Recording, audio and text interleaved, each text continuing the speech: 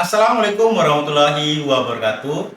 Perkenalkan, nama saya Harun MPD, guru mata pelajaran Pendidikan Agama Islam dan Budi Pekerti di SMK Negeri 6 Seluma, sekaligus mahasiswa PPG PAI Daljak B1 tahun 2024 LPTK Universitas Islam Negeri Fatmawati Soekarno Bengkulu, dengan nomor induk mahasiswa 2423990094.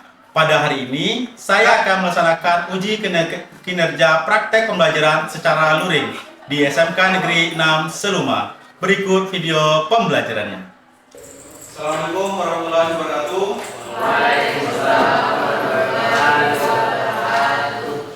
Sebelum kita belajar, ketua kelas silakan berdoa aja dulu. Doa mulai.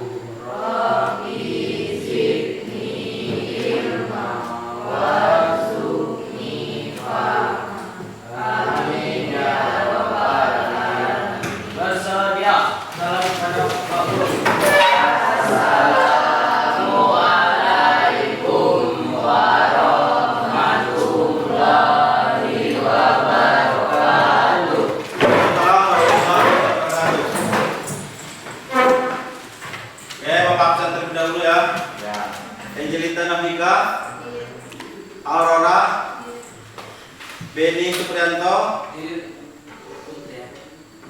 Ferdi, Putri Rahmadani, Rizky Setiawan, Sarah Redia Limentara, Sherin, Witri, Andra, Raditya, Suci, Fani, Heri. Nah, alhamdulillah semuanya masuk semua ya. Ya. Nah, untuk hari ini sebelum kita masuk ke materi sebelumnya, ini Bapak menanyakan, gimana kabar kalian hari ini? Baiklah. Oke. Jadi, Bapak harapkan semuanya dalam keadaan baik, dalam keadaan sehat walafiat.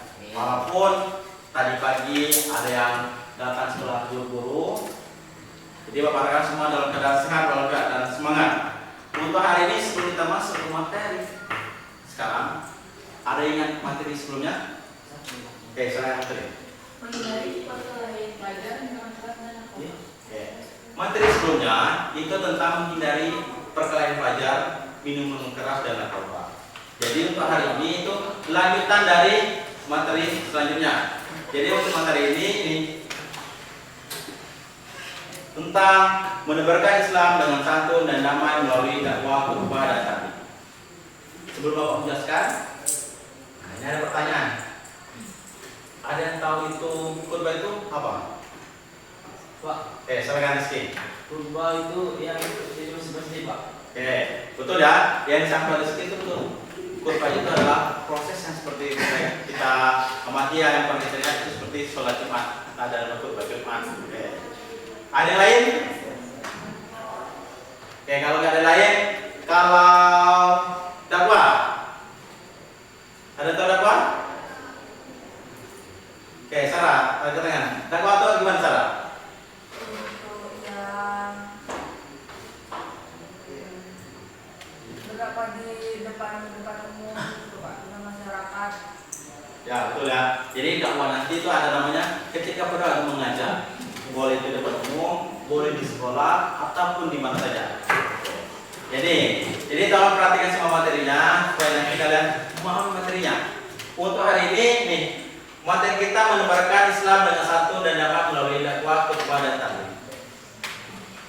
Adapun tujuan pembelajaran, kita perlunya menjadi duta Islam yang damai. Jelas kita perlu menjadi duta damai.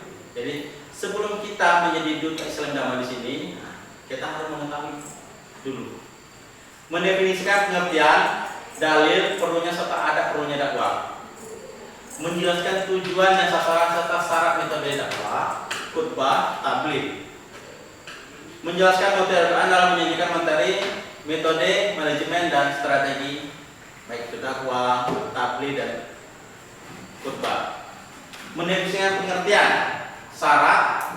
Nah, ini ada nanti syarat khatib dan syarat khutbah. Nanti ada materi yang menjelaskannya ya. Menjelaskan rukun dan sunnahnya. Menjelaskan persamaan dan perbedaan antara dakwah, khutbah dan tabligh. Dan nih menjelaskan ketentuan tata caranya. Oke, di sini coba diamati. Ini ada 3 gambar. 3 gambar ini adalah salah satu dari yang akan kita jelaskan nanti. Ada yang tahu ini gambar apa? Kut? Nah, kenapa ini kita khutbah? Ada yang tahu? Ini bisa hari Jumat, bisa sholat Idul Fitri, bisa sholat Idul Adha. Ini ada namanya nih, ada mimbar. Jadi kalau khutbah itu ada namanya ada mimbarnya. Walaupun mimbarnya sederhana, berupa kayu atau meja, ini ada mimbar. Dan ini ada orangnya. Nah, jadi orang yang khutbah tersebut dengan khotib. Nah, yang kedua, ini apa? Kalau yang gambar kedua, jangan tersalah. Ya, dakwah ya. Nih, kalau dakwah itu orangnya dikit, boleh 1, 2, 3 dan sebagainya. Nih, juga ada sini. Ketika orang berdakwah nih, dia menyampaikan. Orang yang menyampaikan dakwah ada yang tahu? Kenapa aja? Kurang tepat ya. Jadi untuk yang menyampaikan dakwah itu disebut dengan dai. Oke. Nah, jadi yang ini, yang ketiga. Ini gambar apa nih? Nah, tabligh. Nah, kan sering disebut dengan adanya tabligh akbar. Jadi jamaahnya banyak nih. Nah, dia tujuannya untuk mengajak. Nah, tabligh akbar ini biasanya ada yang iringan seperti ada sholawat, ada marawis, ada rawana untuk menghiburnya. Pengertian khutbah, tabligh dan dakwah. Sebenarnya intinya sama nih pengertiannya. Kenapa kau bilang sama? Dia penyampaian pesan nasihat yang berkaitan dengan ketakwaan kepada Allah SWT sesuai dengan kriteria dengan memperhatikan syarat dan rukun tertentu. Jadi ini kalau khutbahnya ada namanya dia akan ada syarat dan rukun tertentu. Tapi kalau pengertian yang lebih mendalam penyampaian pesan atau nasihat. Kalau tabligh ini nih hampir sama tadi tabligh dakwah. Tabligh ini penyampaian pesan atau nasihat yang berkaitan dengan ketakwaan. Sama kan sama khutbah? Nah, kalau dakwah hampir sama. Jadi lebih ke mengajak orang lain untuk meyakini kebenaran ajaran Islam dan menjalankan syariatnya. Jadi sini masalah dakwah. Jadi kalau pengertiannya sama, menyampaikan pesan atau nasihat, mengajak. Oke, di sini kita baca sama-sama. Diperhatikan sama, kita baca sama-sama Quran surah Al-Imran ayat 104. A'udzu billahi minasy syaithanir rajim. Bismillahirrahmanirrahim. Wal takum minkum ummatun yad'una ilal khairi wa ya'muruna bil ma'ruf wa yanhauna 'anil munkar wa ulaika humul muflihun.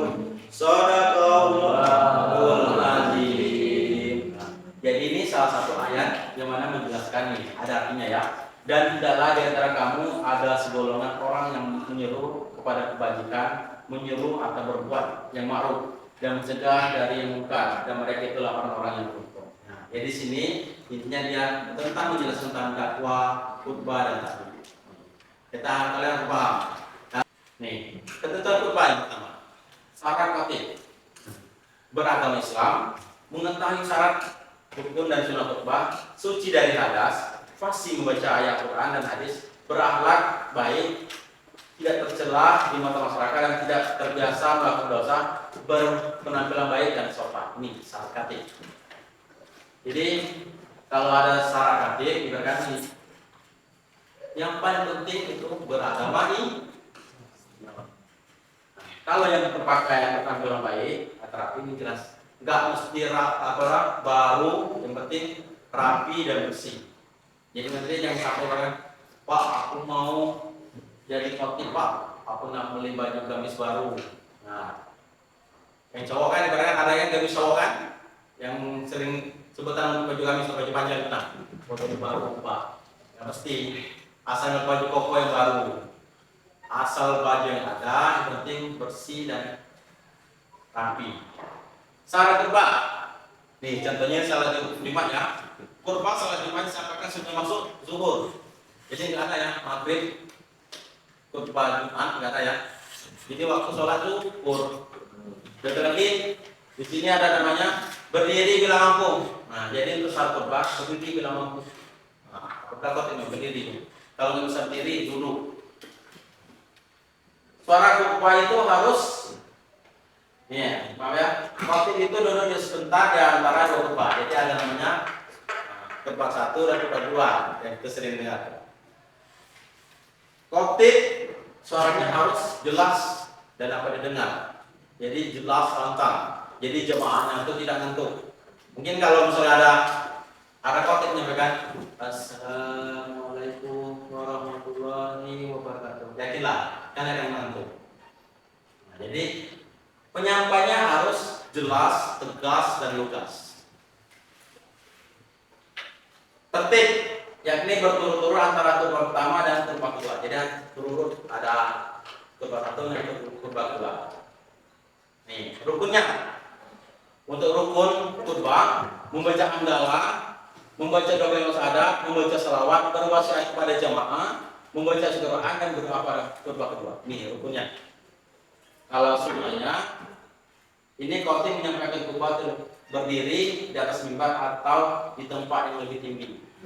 Jadi untuk dalam khutbah, jadi yang menyampaikan khutbah itu disebut dengan khotib atau khatib ya. Jadi dia berdiri. Nah, di sini anggaplah sini mimbarnya. Ini mimbarnya. Mimbar. Misalkan kita contohkan ada seseorang yang misalkan kita contohkan yang rajin di desanya ditugaskan untuk menjadi khotib hari Jumat. Jadi dia ketika dia menjadi khotib suara jelas, lantang, lagi dia tahu rukunnya, urutannya yang menyampaikannya. Jadi ada mimbar, sini mimbar. Nah, dia berdiri sini. Kalau kita kan ada dua khutbah, Assalamualaikum warahmatullahi wabarakatuh. Khotibnya dulu. Nah, kami ada khotib dulu ini kan. Ada azan kecil. Setelah azan kecil, baru lanjut yang melanjutkan khutbah pertama. Setelah khutbah pertama, ada doa. Khutbah keduanya, sebelum khutbah kedua, dia duduk lagi. Nah, ada doa. Terus lagi lanjut ke khutbah kedua. Baru itu ada doa terakhir. Ada ketika sedang khutbah, mendengarkan khutbah itu khutbah dengan baik, tidak boleh berbicara. Nih, misalkan jemaahnya ada khotib nih, khotib contohnya menjadi ditugas menjadi khotib. Anda Rizky dan Pulung itu nggak boleh berbicara. Ketika khotib sudah naik mimbar, Assalamualaikum warahmatullahi wabarakatuh, kita cuma bisa menyaut, jangan ngobrol. Misalkan Rizky, belum dia mulai galau hari ini. Apa kerjaan hari ini? Jadi tidak boleh lagi. Si Andra, sahabatnya, gimana dia menentunya? Jangan Andra juga berbicara, tapi dia menggunakan bahasa isyarat. Jadi supaya nanti sholat Jumat kita lebih sempurna dan mendengarkan khotib, jangan kita berbicara. Karena ketika kalian berbicara, tanpa kalian sadari, mengganggu diri kalian. Selanjutnya tabligh atau tabligh yang nih, orang yang menyampaikan tabligh itu disebut dengan mubaligh. Nah, jadi ini ada syaratnya. Islam, baligh, berakal sehat dan mendelegasikan Islam. Nah, jelasin ya, untuk jadi mubaligh, ini menyampaikan tabligh Islam, baligh, berakal sehat. Jadi harus namanya berakal sehat. Apa kalian mau misalkan ada yang menyampaikan tabligh itu, maaf ya, orang yang kurang sehat. Nah, jadi kalau kalian tahu orang yang kurang sehat jangan kita tunjuk. Nah, sebaiknya dia menyampaikan dakwah, khutbah, atau taklim. Nah, jadi juga itu kan sama seperti dakwah tadi, bahasanya harus mudah dipahami. Nah, jadi kalau tabligh di sini, nih jamaahnya banyak, seorang yang menyampaikan mubalik itu dia harus menyusun bahasa yang mudah dipahami. Misalkan di daerah tersebut banyak bahasa Sarawak, harus bahasa Sarawak. Jangan dia bahasa Jawa toh. Nah, bahasa Jawa toh jangan mendok bahasa Jawa. Walaupun yang menyampaikan atau tabligh ini orangnya orang Jawa. Nah, jadi jangan dia menyampaikan bahasa Jawa toh. Kasihan jamaahnya nggak tahu ibarat dari bahasa yang disampaikan. Disampaikan dengan sikap lembut dan penuh kasih sayang. Menyampaikan dengan lemah lembut. Mengutamakan musyawarah dan diskusinya. Jadi tabligh nanti ada namanya musyawarah. Kalau dakwah tadi nggak ada musyawarahnya. Nah, kalau tabligh ini ada musyawarah, dia berdiskusi menanyakan. Jamaah, oh jamaah, menjawab jamaahnya. Bapak, oi, ibu, oi, ada yang menyaut. Nah, tidak banyak diskusi. Apakah sadar? Apakah ada ketika ada khutbah seperti itu? Apa? Ketika khutbah ada nggak? Banyak kita cuma menjawab Assalamualaikum, Waalaikumsalam, sampai salawat. Kita ya kan? Nggak boleh kita bertanya, oi. Jadi sama nanti berbicara juga, ngobrol juga. Tapi kalau ini enggak, dia menyaut. Materi memiliki sumber jelas dan dapat dipertanggungjawabkan. Jadi materi jelas. Ketika kembali. Walaupun dia mencontohkan menggunakan bahasa langsung dari tempat dia menyampaikan, harus sumbernya Al-Quran dan Sunnah dan buku-buku yang terpercaya. Dia memahami ajaran Islam. Alhamdulillah, tinggal di kekuatan ini. Saat ini dia belum mengenal atau belum ada materi, kita gunakan dari adanya dakwah. Syarat dakwah ini memberi contoh, mencari tahu terlebih dahulu dan memahami kondisi peserta dakwah. Nih, kalau syarat dakwah ini jelas dan memberikan contoh yang baik. Karena kan, ketika dakwah itu memberikan contoh yang buruk. Ayo buang sampah sembarangan, boleh kan? Itu ibaratkan contohnya yang baik. Jadi dia mengajak memiliki kesabaran menghadapi segala tantangan yang dihadapi dalam dakwah. Ketika berdakwah, dia juga memiliki kesabaran. Kalau marah-marah, pasti saya yakin ketika mendakwahnya marah akan dilempar orang. Jadi kalau menggunakan bahasa yang baik, sabar, insya Allah orang mendengarkan. Selanjutnya nih, menyadari apa yang dilakukan hanya menyampaikan dan menyerahkan segalanya kepada Allah SWT. Ketika menyampaikan walaupun ada rintangan, ada yang kurang memperhatikan, nih kayak gini, ada yang tidak memperhatikan. Itulah yang kita melatih kesabaran. Contohnya kayak di ruangan, misalkan ada yang tidak kurang memperhatikan, apakah kita harus marah? Tidak, tapi kita mengingatkan, menegur. Nggak mungkin kan bapak kan, ada yang ngantuk tidur, paling panas. Siapa tahu orang tersebut yang sakit. Nah itu maksudnya kita menyadari karena mengingatkan pada Allah. Jangan mengeluarkan jika ada yang tidak memperhatikan langsung anak ini tidak perhatikan. Nggak pasti ya. Berarti siapa tahu orang tersebut ada masalah. Dan di sini juga menyadari apa yang dilakukan hanya menyampaikan. Kita berserah diri pada Allah SWT. Ketika menyampaikan untuk mengajak. Kalau media dakwah ini ada namanya elektronik dan media. Jadi kalau dakwah ini, kalau media elektronik itu bisa berupa radio, kita mendengar ceramah-ceramah, televisi, berupa di TV tayangan dan internet. Sekarang ada di YouTube, sudah ada semua kan? Pasti kalau dakwah tuh kita harus ada orang dakwah, kita nengok. Kita nengok ada HP di YouTube sudah ada. Media cetak meliputi buku-buku, surat kabar, majalah, surat sudah dan sebagainya. Media cetak itu yang berupa dicetak. Kalau media elektronik itu berupa media yang ditampilkan di kayak elektronik. Misalnya ini kita tampilkan di YouTube nanti. Ya, untuk persamaan khutbah, dakwah dan tabligh semuanya hampir sama. Dia mengajak manusia berdakwah kepada Allah SWT, mengajak manusia menjalankan syariat agama Islam, memberi kabar gembira kepada orang yang bertakwa dan peringatan kepada orang yang ingkar. Itu yang pertamanya. Selanjutnya perbedaannya. Cuma kalian perhatikan. Di bangkuan ada skema khutbah, dakwah dan tabligh ya. Nih. Kalau khutbah itu masjid atau tempat dilaksanakan salat Jumat atau tempat yang ibaratkan khusus menyampaikan khutbah. Tapi kalau dakwah tabligh itu dapat dilakukan di mana saja.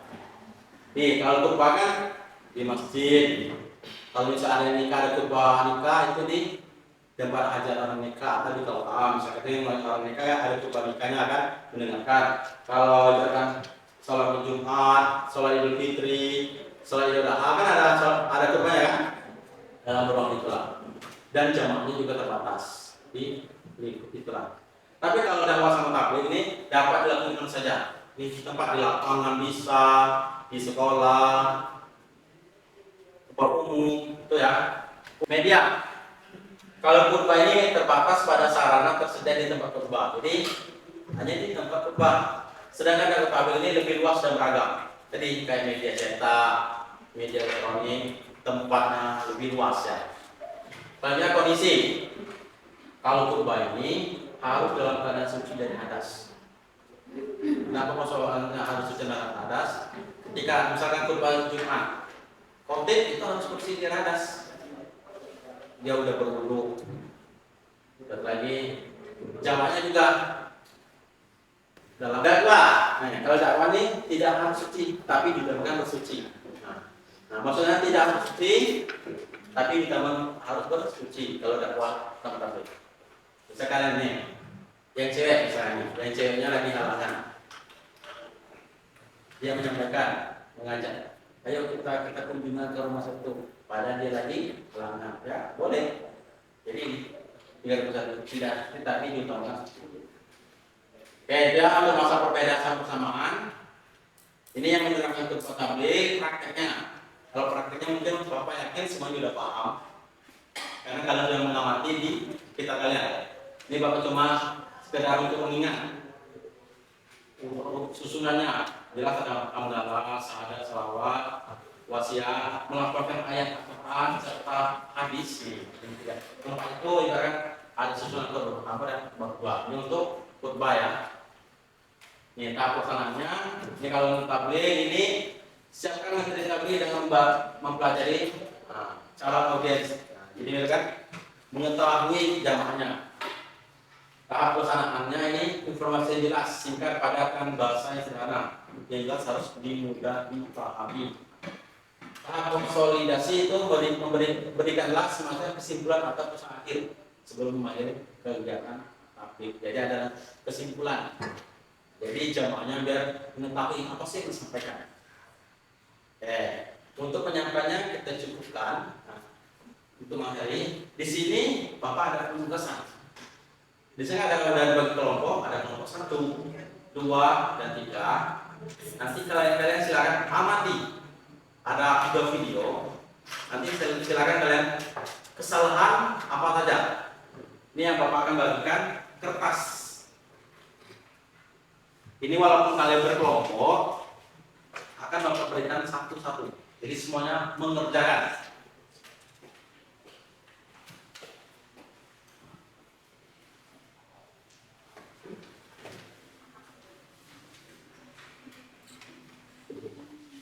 Jadi di sini nanti silakan dikerjakan. Itu kan ada nama kelas, silakan ditulis. Walaupun ini berkelompok. Jadi jangan diberikan, kalian juga menuangkan ide kalian.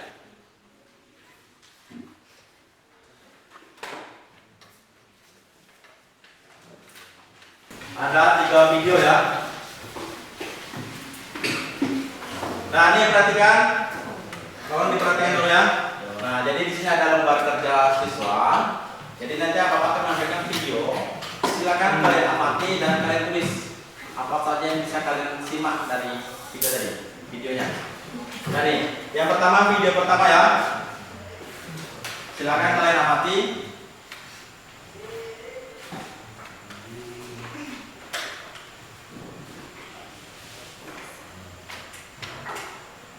Seseorang berkata, bro, sholat yuk. Apa?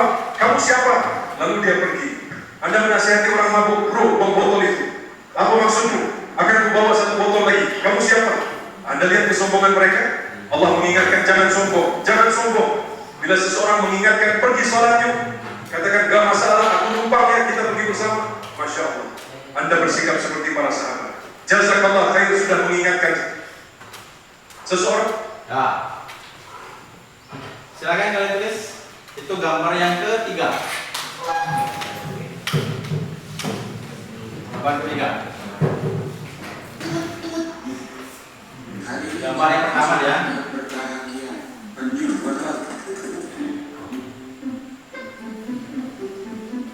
Rasulullah bersabda, "Man salaka tariqan fil ilmi, sa'alallahu lahu tariqan ilal jannah." Barang siapa yang menempuh jalan menuntut ilmu, maka Allah akan memudahkannya jalan menuju surga. Al-Qamati sholat, Al-Qamati sholat.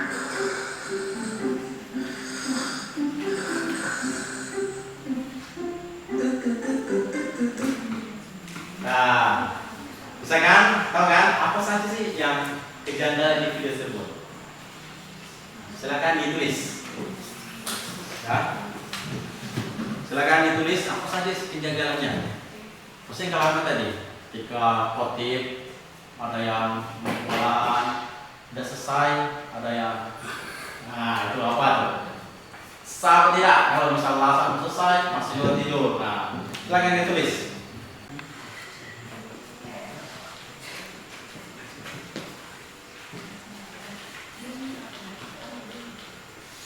Jika disebut riwayat dengan teman kamu, bahwasanya seseorang kalau dalam keadaan darurat sekali, betul-betul harus utang baru utang. Dan itu pun harus diingat saudara muslimin dengan hadis Nabi SAW yang lain. Siapa yang utang niat membayarnya, Allah akan mudahkan dia membayarnya. Siapa yang niat utang tidak membayar, Allah akan persulit dia untuk membayarnya. Dan ini berbahaya. Juga Suhaib Al-Khalili mengatakan Rasulullah SAW bersabda, siapa saja yang berutang sedangkan dia tidak melunasi utangnya, maka ia akan bertemu dengan Allah sebagai seorang pencuri.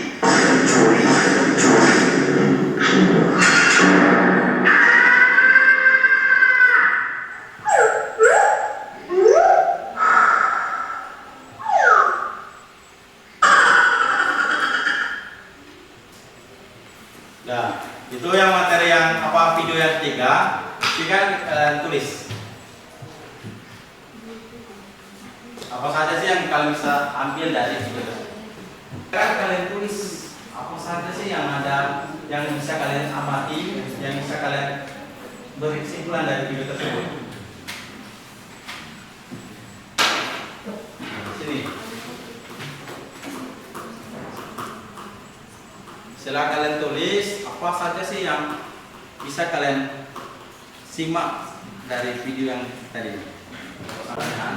Sebutan kopi khutbah video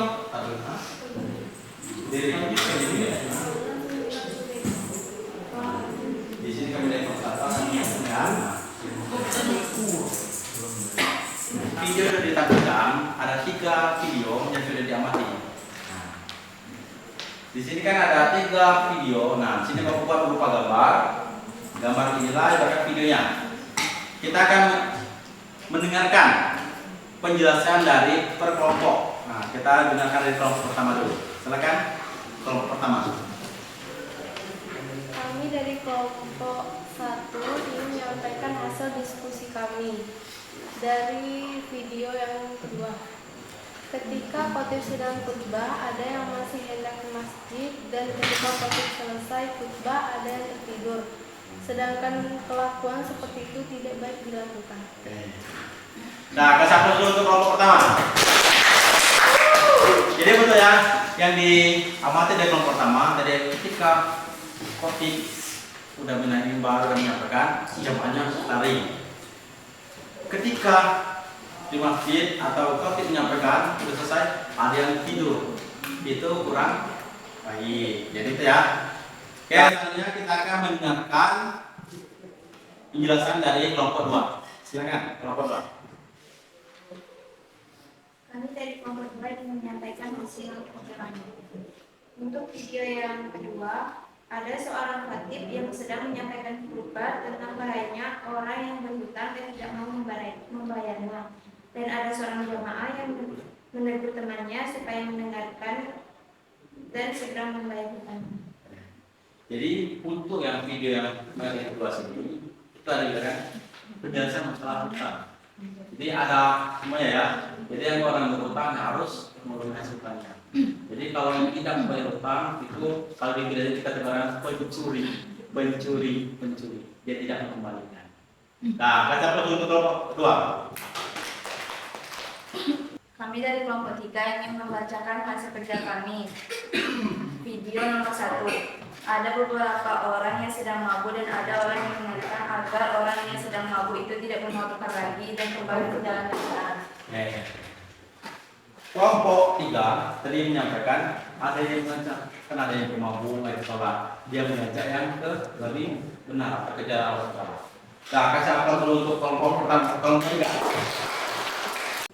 Nah, di sini ada kita namanya berupa kuis menggunakan media kawan. Jadi silakan buka HP-nya. Buka HP-nya, silakan di Google, klik kawan. Kawan. Kalau sudah buka kawan, sudah siap masukkan ID-nya? Tadi sudah? Heri? Suci tadi? Kalau sudah selesai kita buka ini ya, Bapak sekalian. Nanti akan muncul itu untuk loading untuk PIN-nya. Perhatikan. Nah, sini ada PIN-nya 648579. Oke, silakan dimasukkan PIN-nya. Kalau udah nanti akan muncul nih Ben, Fitri, Andra, Angelita, Ferdi, Suci, Sherin, Radit, Angelita, Heri. Nah, siapa yang masuk? Putri mana Putri? Fani, Fan. Belum masuk ya? Lalu untuk kawannya bisa kalian pilih ya, kan pilih.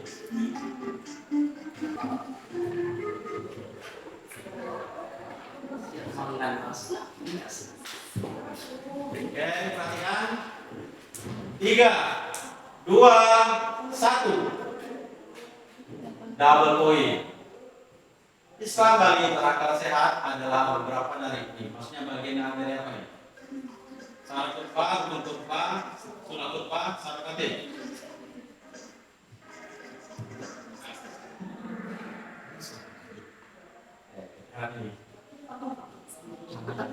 Ini benar.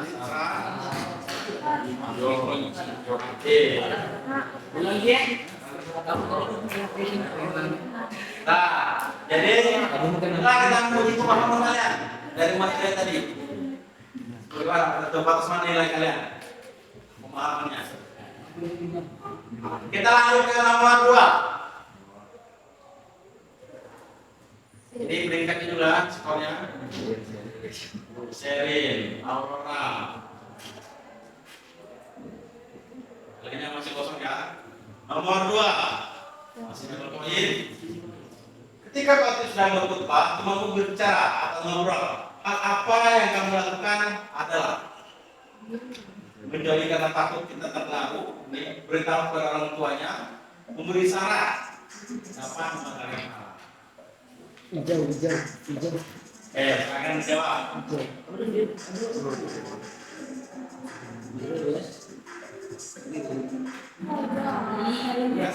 Nampak orang lain itu baru ini.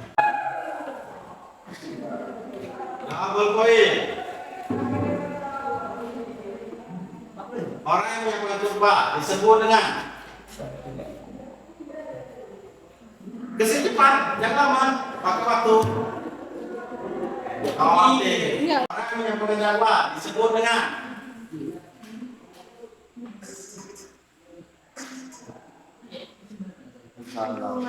Salah, masih sekarang.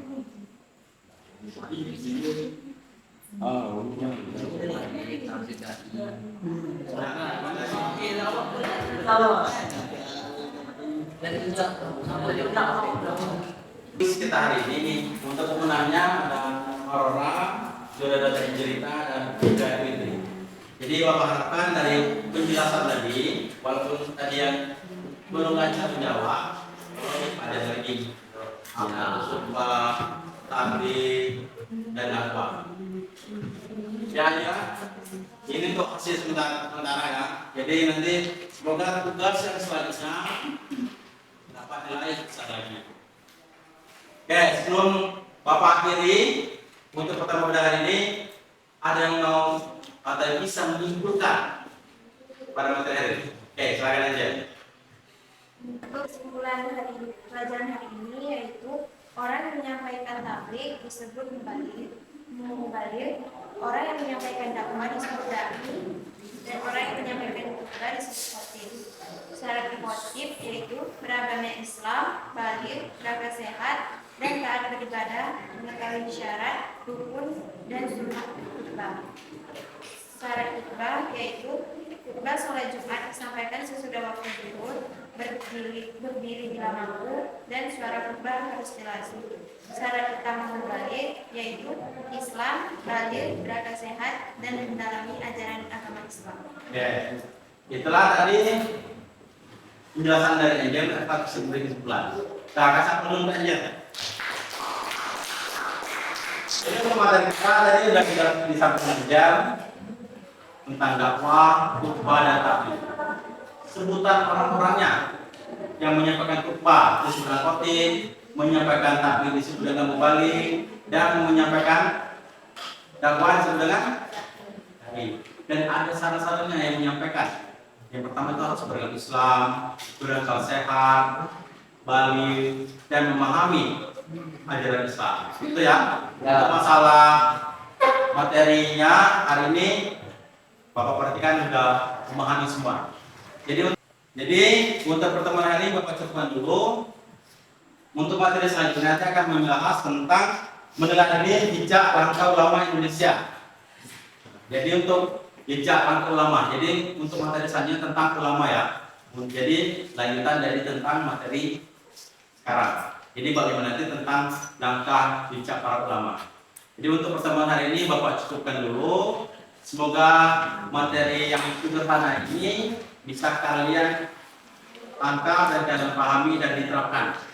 Bapak akhiri, wassalamualaikum warahmatullahi wabarakatuh. Waalaikumsalam warahmatullahi wabarakatuh.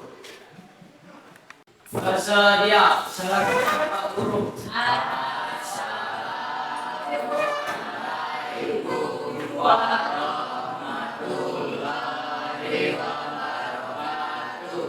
Waalaikumsalam warahmatullahi wabarakatuh. Terima kasih Bapak. Kami sayang Bapak. Doakan kami sukses.